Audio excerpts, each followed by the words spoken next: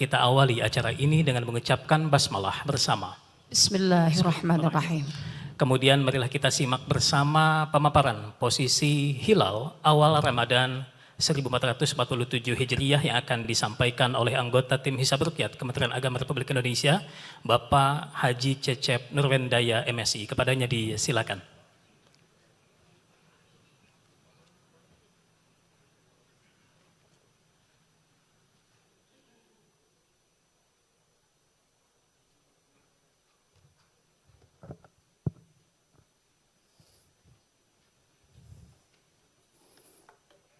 Bismillahirrahmanirrahim.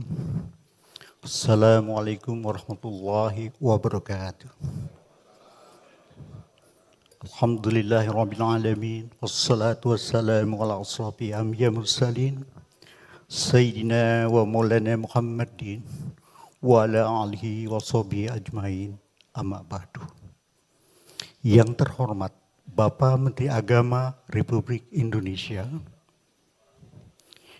yang kami hormati Bapak Wakil Menteri Agama Republik Indonesia, yang kami hormati Bapak Ketua Komisi 8 DPR RI, yang mulia para Duta Besar Perwakilan Negara Sahabat, Bapak Ketua Majelis Ulama Indonesia yang kami muliakan, Bapak dan Ibu pejabat Kementerian Agama dan instansi terkait yang kami hormati, para peserta sidang isbat awal Ramadan 1447 Hijriah yang kami hormati.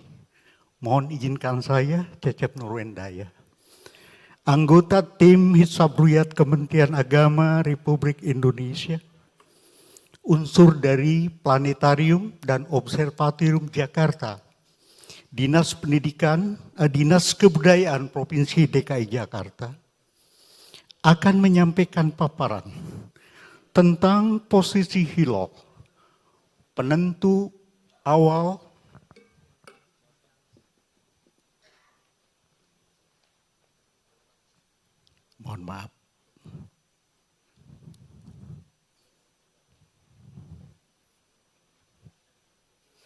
data posisi hilal penentu awal Ramadan 1447 Hijriah di wilayah hukum Negara Kesatuan Republik Indonesia. Bapak dan Ibu yang berbahagia, yang kami hormati, hari ini adalah hari yang sangat istimewa.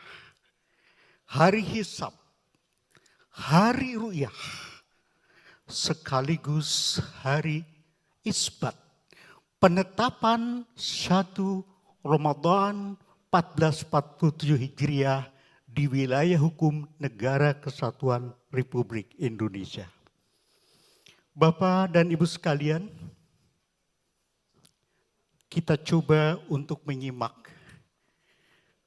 Yang pertama, peta ketinggian hilal saat matahari terbenam hari Selasa 17 Februari 2026 Masehi, penentu awal bulan Ramadan 1447 Hijriah. Yang tentu saja hari ini adalah hari yang sangat menentukan, karena hari ini tanggal 29 Sya'ban 1447 Hijriah. Dari peta ketinggian hilal di dunia, kita bisa melihat di sini bahwa di dunia pada saat matahari terbenam di masing-masing tempat, ada yang memiliki posisi hilalnya negatif. Di sebelah kanan kita lihat saat terbenam matahari.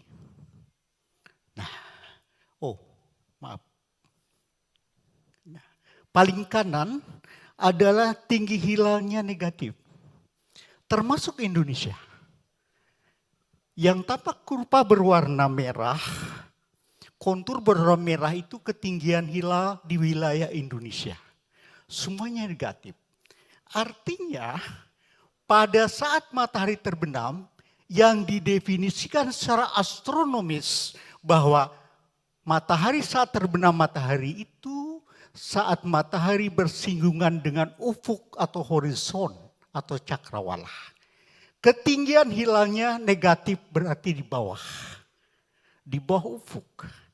Kemudian kita lihat ada ketinggian hilalnya 0 derajat. Ada yang mengatakan kalau 0 derajat matahari dengan bulan itu terbenam bersama-sama. Sejatinya tidak. Karena kalau kita gambarkan pada saat matahari terbenam di sini, hilal kita lihat separuh memotong di atas horizon, separuh memotong di bawah horizon. Karena yang dimaksud hilal posisinya adalah center, pusat dari bulan. Jadi tengah-tengahnya di sini. Dan ini ternyata memotong pada wilayah-wilayah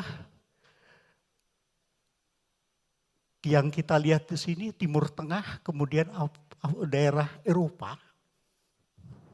Gambarnya di sini, termasuk ya kita lihat ini Timur Tengah, kemudian Eropa, ini negatif. Sementara yang positif, nah bahkan di sini sudah ada yang mencapai 5 derajat tingginya di Amerika misalnya. Kita lihat tinggi hilal positif, kita lihat bahwa bulannya atau hilalnya tampak di atas ufuk. Inilah yang disebut sebagai positif. Lalu lengkungannya kita lihat selalu menghadap ke matahari. Nah, jadi kalau kita lihat dari peta dunia, di dunia ini ada 3 wilayah. Ada wilayah yang memiliki ketinggian hilalnya negatif seperti sebagian besar Asia di sini. Termasuk ASEAN itu negatif. Ada yang positif di sebelah baratnya 0. Ini gambarnya demikian.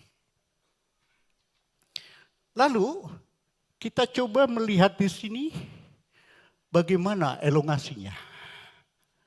Elongasinya, kalau tadi kita lihat bahwa tinggi hilal itu diukur dari titik pusat bulan terhadap horizon atau ufuk.